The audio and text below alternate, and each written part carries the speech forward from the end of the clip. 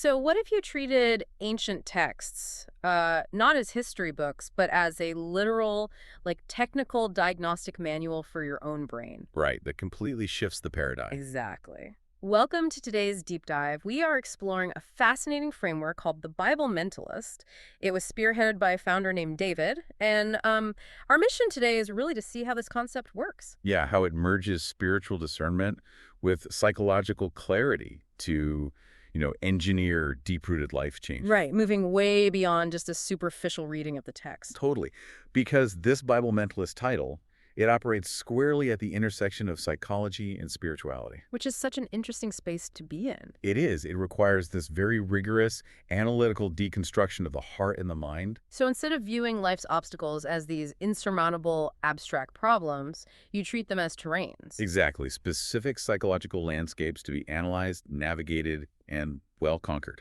And you use ancient wisdom as the map. And it treats the Bible as that technical manual for the human spirit, using it to actively rewire your thought patterns. I mean, think of a car with a deep engine fault. Oh, like when it keeps stalling and making that awful grinding noise? Yes, exactly. A superficial fix is just, giving that broken car a shiny new paint job. Which does absolutely nothing for the engine. Right. But the Bible mentalist approach, it's like a mechanic plugging in an advanced diagnostic machine to find the root cause of the breakdown. You aren't just slapping paint on, you are hunting for the faulty wiring. But a diagnostic machine is pretty useless if the mechanic ignores the error codes, right? Oh, for sure. So this framework shifts the focus.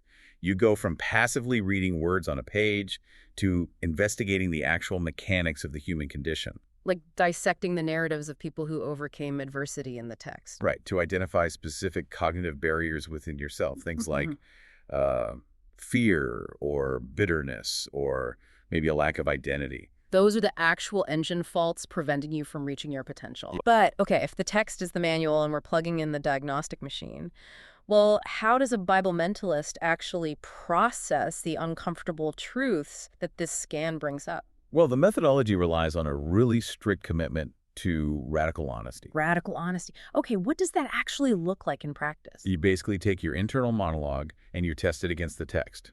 You want to see where your thoughts align with objective truth and where they are just defensive narratives. Can you give me an example of that? Sure. So say you have this pervasive feeling like, I am completely failing at my career. Right, we've all felt that at some point. Yeah, you test that thought to see if it's actual reality or if it's just a hijacked thought. A hijacked thought. Yeah, something built from past rejection or even just societal conditioning. But wait, isn't it incredibly uncomfortable to admit that your own internal monologue might be, like, completely hijacked by your past trauma? Oh, it is deeply uncomfortable. But that discomfort is literally the point. Right, you can't fix an engine fault if you're too afraid to get grease on your hands. Exactly.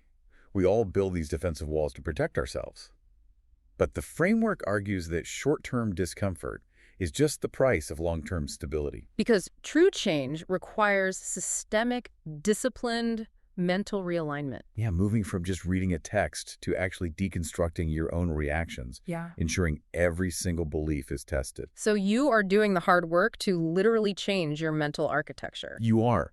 And when you rewire your own reactions to stress, you stop projecting that bitterness or fear onto your family. Oh, wow. So it transforms the home environment. Yes, and enough transformed homes eventually stabilize an entire neighborhood. So there's a massive ripple effect. Exactly. Internal diagnostic work having massive, measurable external consequences. That is so powerful.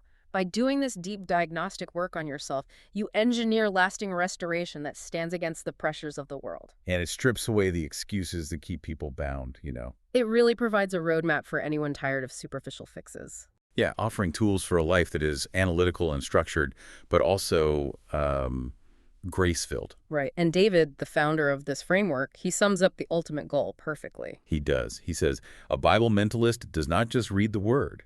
He analyzes the heart and the mind to unlock a true growth journey.